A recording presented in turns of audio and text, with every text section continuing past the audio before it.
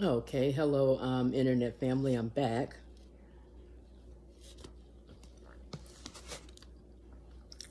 So, anyway, to continue what I was saying the last time, an abusive relationship can be like a person. The last couple of pastors that I had were abusive, and it seemed like they kept trying to do whatever they could. They kept trying to see how much they could get away with, and because I had knowledge of what to look at when a man is married and the lines that they use when they're trying to groom you, I knew how to avoid things getting too out of hand. And the first one, definitely, both of them were upset.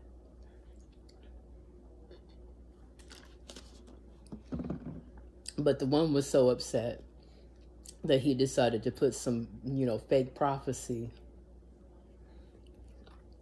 in place to try to mess me up.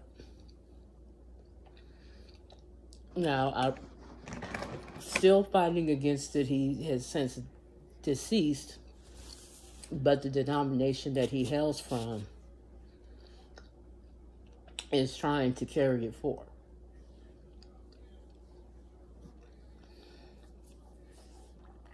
And so it's been really weird.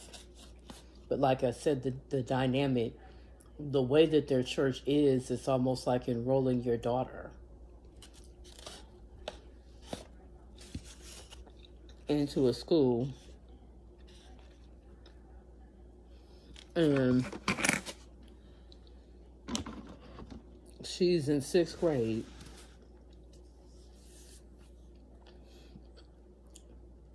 But she's not allowed to be in the 6th grade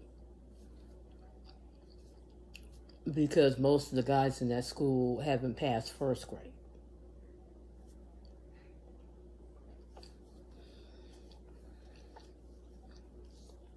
And the guys are allowed to progress, but the women aren't. So it's a really weird dynamic. The girls are not allowed to progress.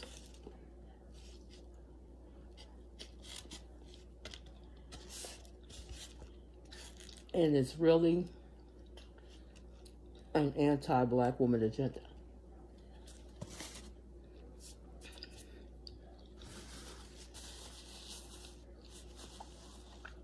And most of the stuff that they're saying against black women are based on a lot of racist stereotypes.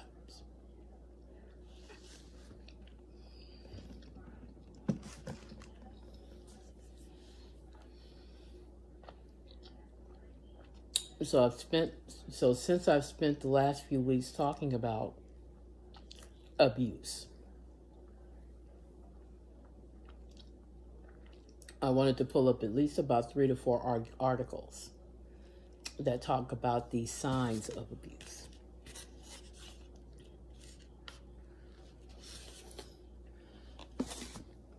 Because I can talk to you. I'm sorry, just having a little midnight snack. I can talk to you about abuse all day long. But I want to give you specific signs. And I pulled up domestic violence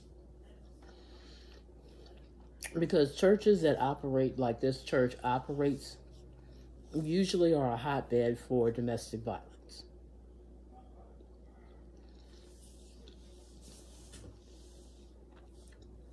And not only are they a hotbed for domestic violence, they also tend to be the type of churches that won't let you leave a violent relationship.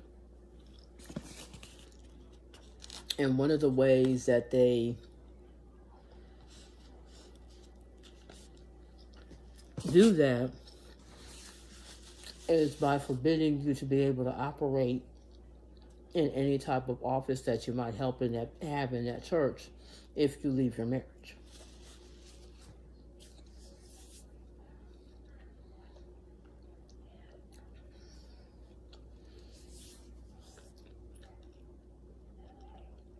or basically trying to clip your wings. So like say you're in choir and you decide you want to leave an abusive spouse. They try to find ways to punish you for leaving. So you may get sat down, or maybe you are a minister. They'll take you off the preaching rotation.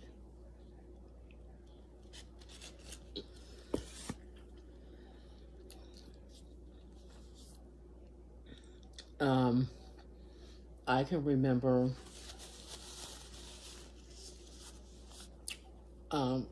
this one athlete that they caught on camera hitting his wife. And his wife decided to stay, which is kind of her business. But I think after 57 years, I'm so exhausted from trying to tell. But I still, am of the mind we're in it together. Do what you can to help a person that's in an abusive situation. But after going through what I've gone through with this church, there are times when you get exhausted from having to tell other grown women that a situation is bad. Many times as women, we abuse our friendships with other women. I still believe in the sisterhood. I'm still all for, women getting together and being there for other women. However, I love women's ministry and I love being able to minister to other women, but at the same time, other women can be emotionally exhausting.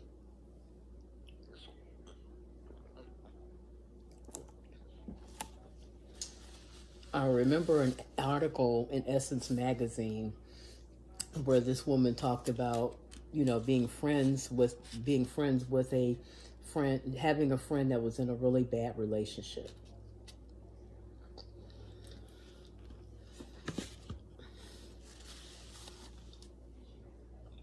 And she talked about there being a regular cycle of the man abusing your friend and your friend abusing your friendship. Because it is very hard to tell someone to leave a situation they don't want to leave. And there's all kinds of different reasons why they don't want to leave. So I'm not saying this to be unempathetic. But I'm also saying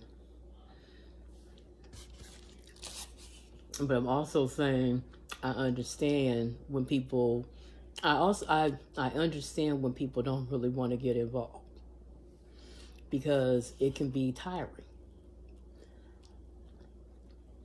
I remember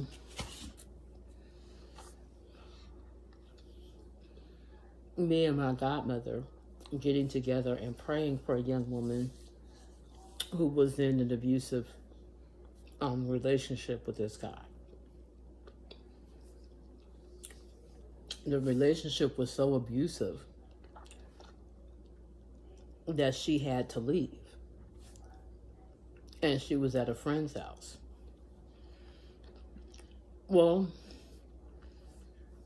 the friend, after a while, couldn't keep her there much longer. So she had to return to her own home.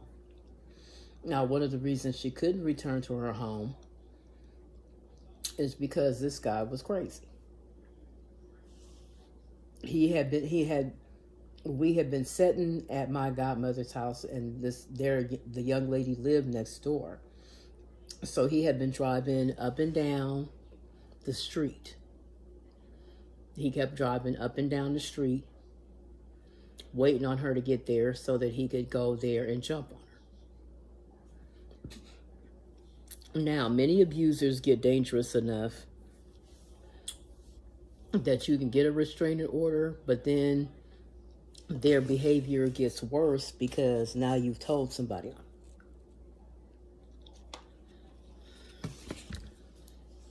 And so he kept driving up and down their street. And so we got together and prayed. And I prayed a hedge of protection around her home. And so in case he did show up,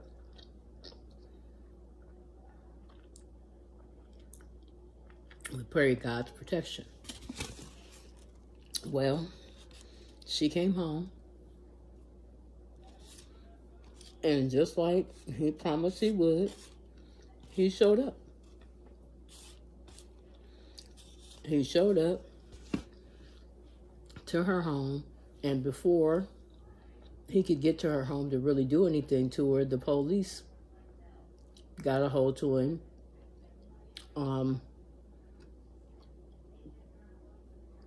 arrested him, and took him to jail, where he belonged. Now, the church we were going to, my godmother told the pastor about what happened, and the pastor got angry. Now, for me, that was a red flag. Because anybody who wanted to see this young woman safe wouldn't have got upset. You know, he had no business hitting his wife. Now, this was one of many red flags with this particular pastor. It seemed like the worse a man was, the more he seemed to stick up for him. And I'm just like, the fact that you don't see anything wrong with these very troubling behaviors is very troubling. Until I started to go through my own thing with him. Okay? Now, nothing ever materialized romantically because, like I said before, I don't fool with married pastors.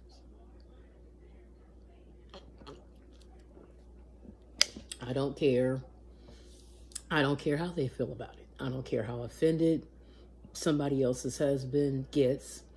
I have no desire to be a side piece. I have no desire to be a sex worker. So that takes me out of at least a couple of places where somebody else's husband would be trying something. I don't fool with married men. I don't care what excuse a man gives. And there will be many for wanting to make you into a side piece.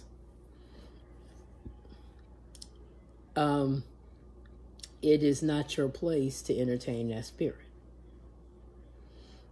And many times they cheat out of a sense of entitlement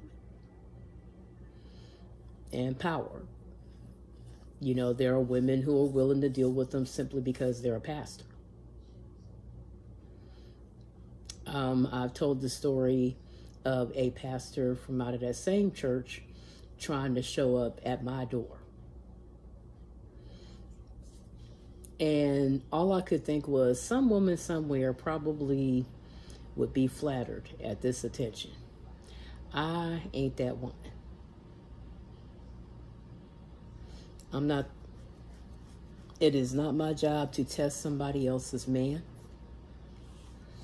I'm not the least bit concerned with trying to entertain nobody else's husband. It's just not how I get down.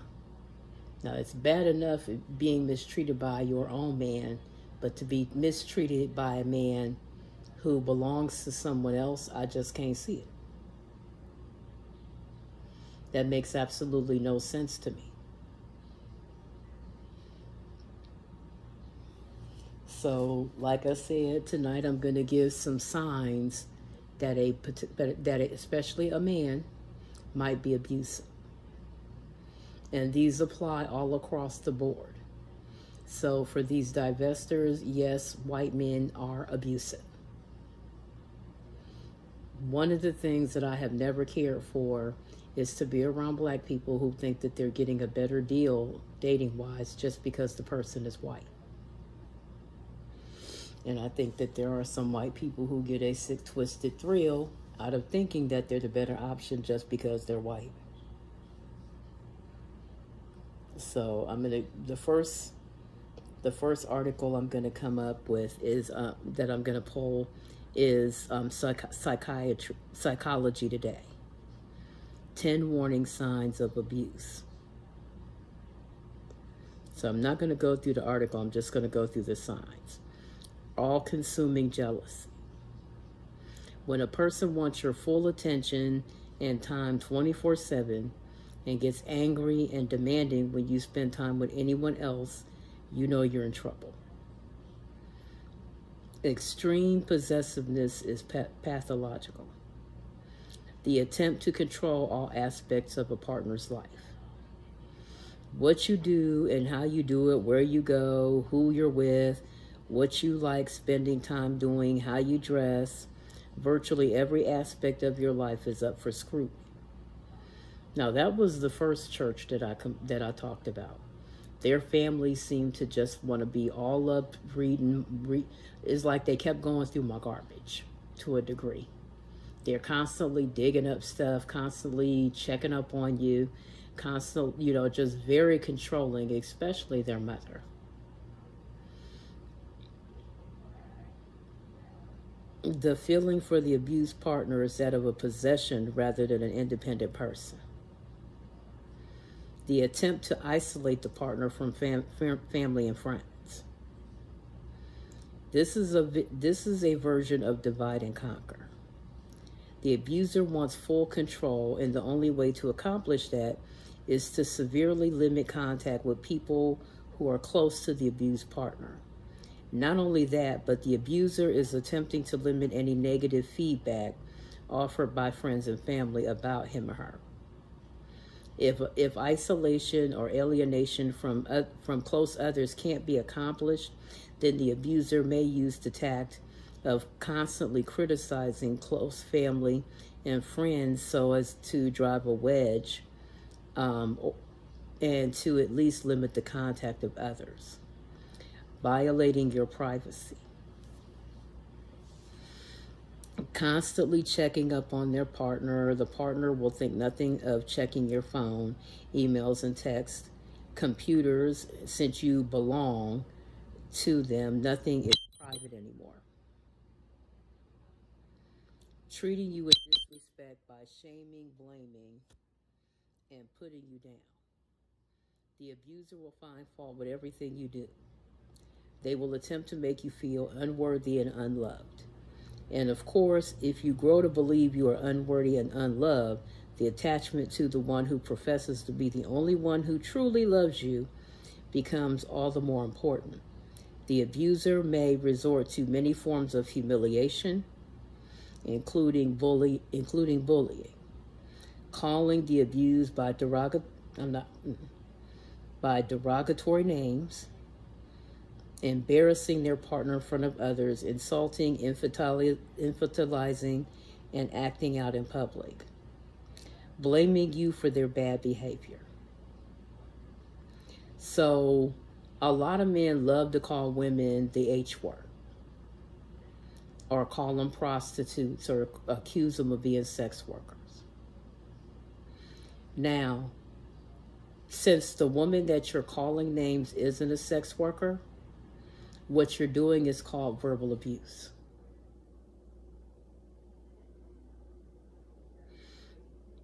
In the early days of gangster rap, I remember not listening to a lot of it because I go all the way back to Sugar Hill Gang. And so I was not accustomed. I grew up at a time where when men called you out your name like that, those were fighting words.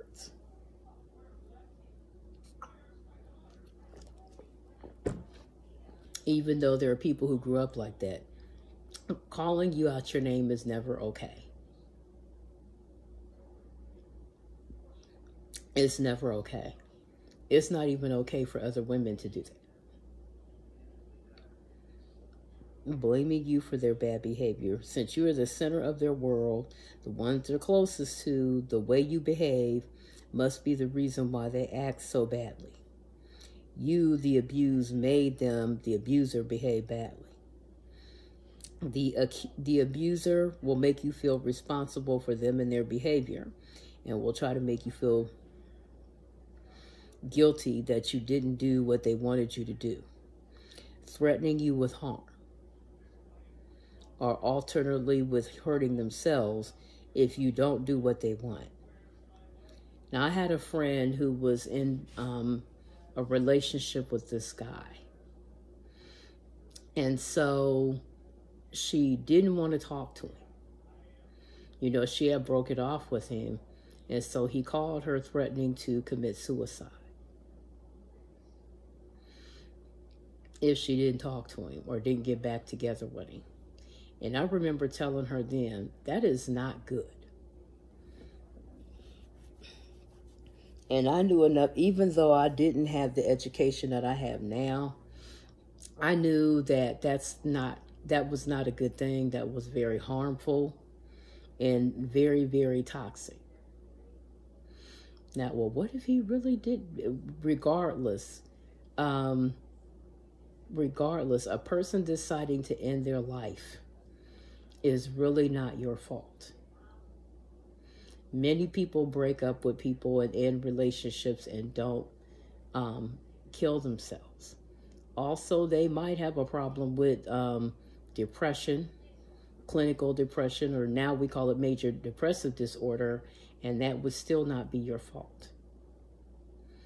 Okay, so somebody threatening to harm themselves because you don't want to be in a relationship with them. And I've known of two people that I knew on occasion where that was an issue.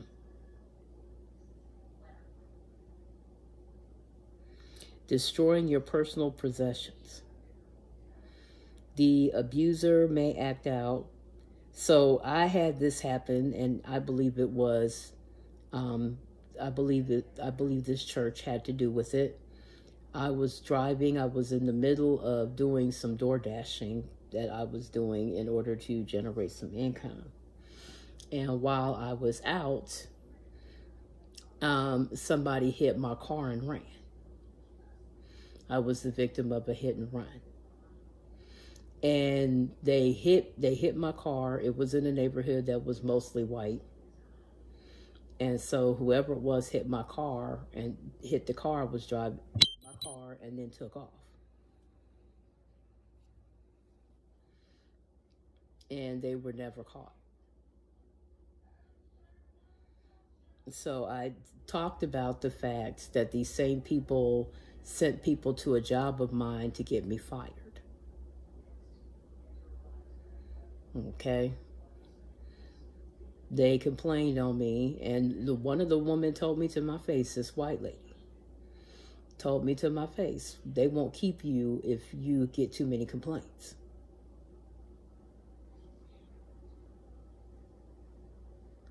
And proceeded to get me fired. Now, back when I first came to Columbus and started working in hair, people, a lot of people would do that if a black person went to work in a place and they didn't like that black person there. They would come and they would make up complaints to get that person fired. So I recognize harassing behavior because I remember when the motive was racism.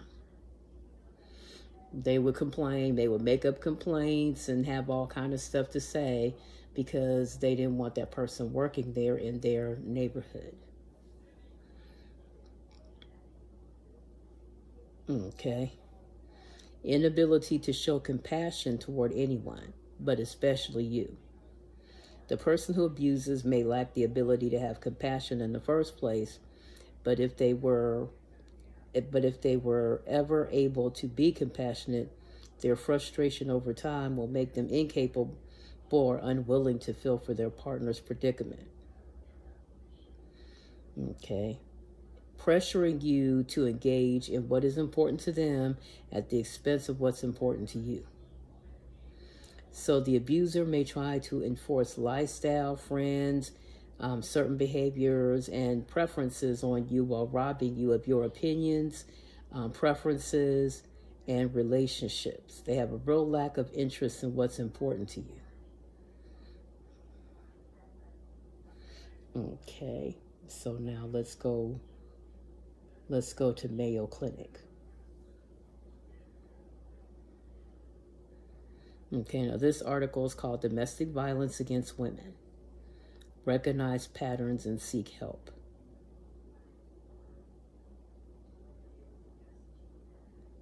Okay, once again, I'm skipping the article portion.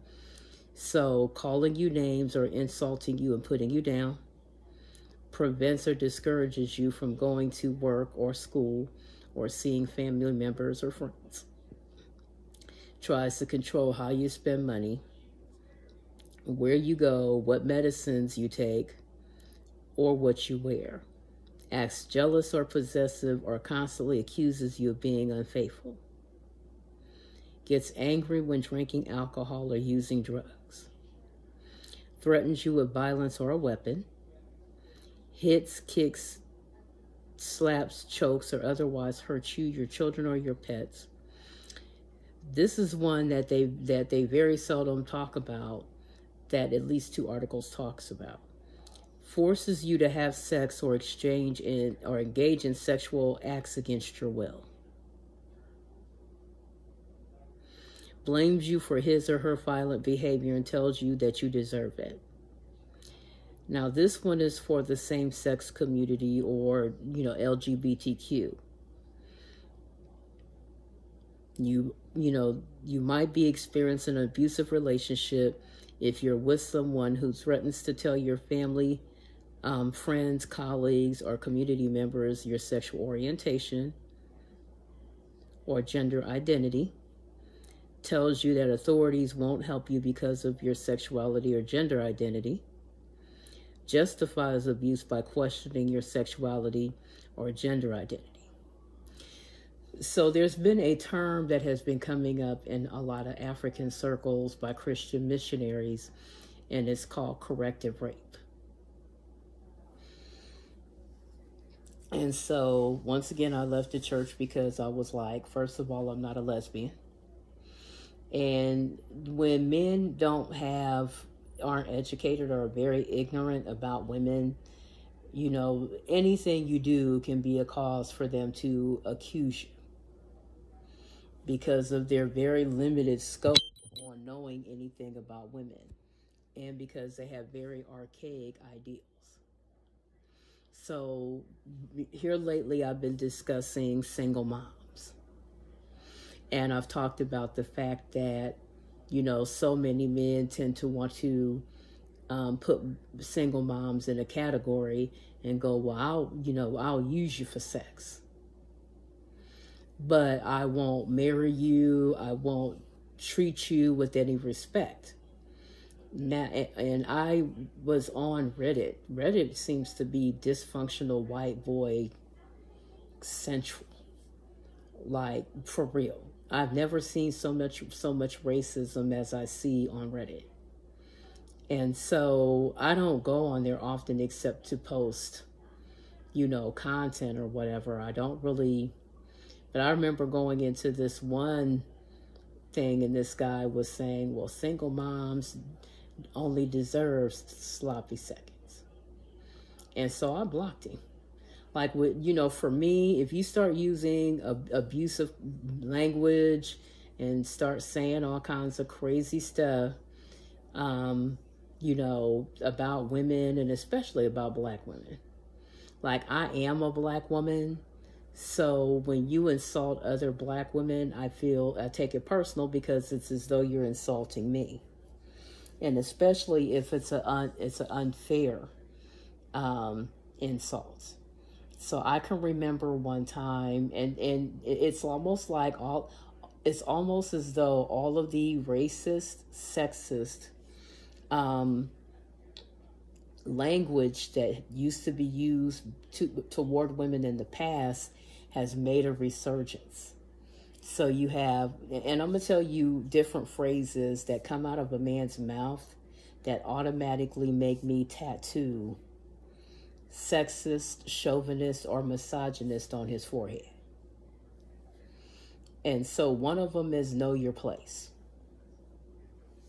I heard a guy say know your place, and I blocked him. Because nothing says that you don't have respect for women than trying to put them in some category that they either don't want to be in or they have not earned. You know, it's something how some people can't just leave you alone and go find somebody that's more to their liking.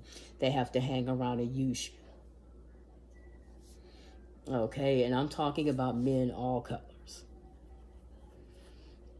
Okay, so, you know, trying to force women to be used.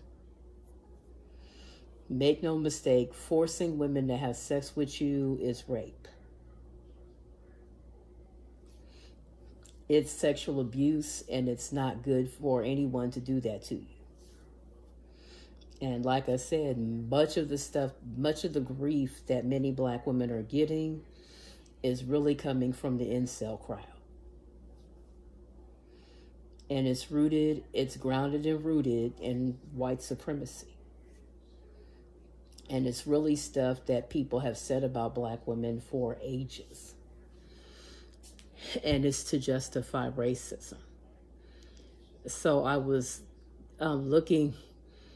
When I hear the know your place thing, or the white guy who has to have a running commentary on everything you do, whether it's any of their business or not. So I happened to be looking at this thing with a TikTok on YouTube where they were talking about how black women are not allowed to be shy. Okay, I forget what the name, introverted. So, you know, a lot of insecure white people have a tendency that if a black woman isn't on all the time, and to be perfectly honest with you, I kind of hate that attitude because I've been the sassy black woman. And not because I was trying to win white approval, but because, you know, I tend to have a sense of humor about things. And, you know, being in hair and being in customer service kind of gives you a more of an outgoing, you know, working with people all day long kind of gives you more, kind of makes you a little bit more outgoing because you kind of have to be, you know, friendly when you're dealing with customers. You have to be friendly. You have to be, you know, I don't mean overboard, but you have to be, you know, part of the job is making sure that the customer is taken care of. So you tend to be more outgoing and friendlier. But it can work against you. Whenever I think about some of that, I think about the movie A Soldier Story. So A Soldier Story starred, you know, couple of really nice looking black men who were very booked and busy during that time period. But one of them was the late Howard Rollins. Robert Townsend had a few parts. The dad from Moesha, I believe, was in it. But it told the story of there was a guy in their barrack that was very good natured, and pretty much he would sing. One of his ways to deal with situations, he would sing and sing with the other soldiers, and both black and white soldiers seemed to be cool with him. Well, the sergeant that was over the black platoon used to give him a hard time because he felt like he was shucking and jiving and giving him a hard time. And I'm like, you know, when will we get to the day where we recognize that we are not monoliths and how a person is choosing to deal with racism? Because there was plenty of that. I would advise that you see this movie. It's a really good movie, really good murder mystery. Because the Sarge does get murdered and they're trying to solve the mystery of how he got murdered. oh, and our boy Denzel Washington is in it, and that's all I'm gonna say about that. But if you see it, it's really good because, it deals with the whole issue of, our different attitudes, where we got them from, and how to deal with, being, black on a mostly white, you know, it was in a mostly white spaces. But that's, what kind of got me, what it made me think of when they talked about, them expecting all black women to be the same, and expecting, if you, it's almost like you're damned if you do and damned if you don't. And the bad thing is now here in recent years, many of our own black men are starting to lob those same criticisms at us. Now, it's bad enough when you have to hear it from people who haven't taken the time to get to know you and find out what kind of person you are. But a lot of black men, especially black men who date out, are starting to lob those same criticisms at us. And they know it or not, is very racist. You're repeating the words of the oppressor. I remember being in a mostly white salon, and I was talking, I was kidding around with a teenager that, their family used to come in and get their hair done. They were regulars. And this kid called me a butch. And, for me, when you're calling a black woman a butch, you're regurgitating that whole trope of black women not being feminine. Okay? And, you're criticizing me like I'm doing my job, being friendly, being confident. And it's almost like, well, if you're too confident, there's always somebody that feels like they need to humble you. Which, like I said, very sexist and very misogynistic. And then when you add colorism to the table, it just makes it a whole lot worse. Because now it's likely to be coming from people who share your color. So pregnancy, family members, and domestic violence. Okay. So another sign is threatening violence, apologizes, promising to change, and then offer gifts, and then the cycle repeats itself. But one of the other things that I want to talk about is they only exhibit abusive behavior with you. So the first church that I belonged to, out of this particular, religious background, the people had a tendency, whenever I brought somebody to church, they would be extra nice to them, but would still be mean to me. Now, the reason that, and I remember the Holy Spirit saying that the reason they're doing that is because they're covering for how they treated you. Because they imagine by now you've told this person how they've acted towards you. So in order to cover up for the fact that they were really mean to you, they decided to be really nice to this person. And before that, I had a boyfriend that I dated, and that was one of his things, being one way out in public and then getting alone and being a completely different person privately. And it's really so that people won't believe you when you tell how they're treating you.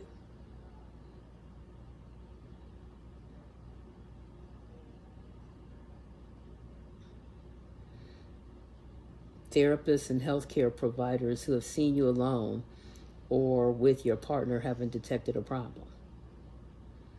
That's scary. You have acted out verbally or physically against your partner. So this is called reactive abuse. When the person has done so much to you that you see yourself starting to act out back. and it's usually from maybe years or months of putting up with really, really bad behavior, and then you finally strike back. One example, I wouldn't call it reactive abuse. The scene in What's Love Got to Do with It, when Tina Turner finally starts taking a chunk out of Ike and starts to fight back. So they call that reactive abuse because the person has been putting up with the abusive behavior for so long that now they're starting to fight back.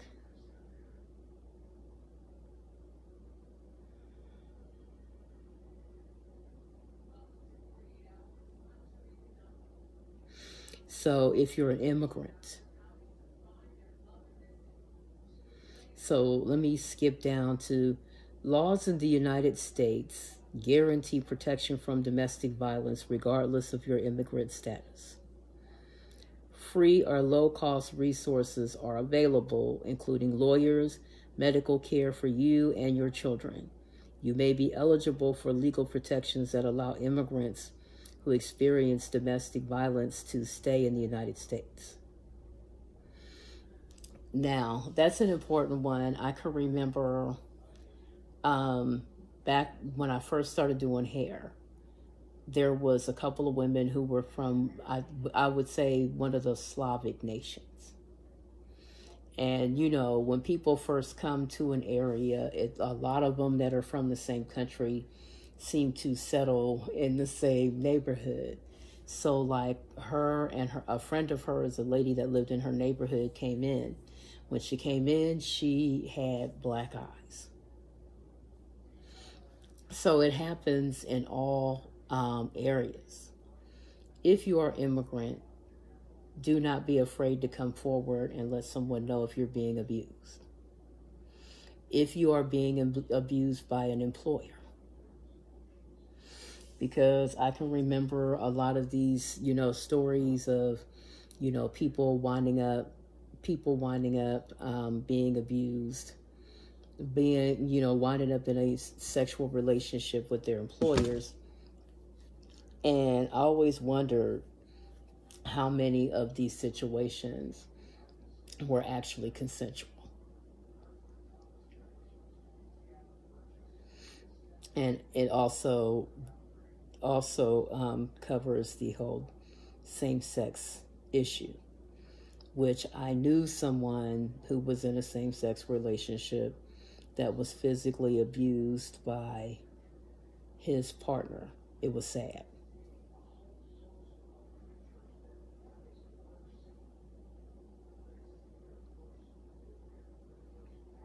So I'm looking here and it's like 1.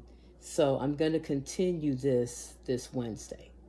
I'm going to talk more about this Wednesday, but I think that, because I can rag about abuse all day long, but I had been thinking about this for a minute. What you really need is concrete signs. You need, someone to tell you if this is what's happening. No, you're not crazy. No, this is really abuse. I'm also going to talk about the whole, like I said before, what's her name? Intellectual Media has a videotape that I highly recommend that you look at it. It's about Black femicide.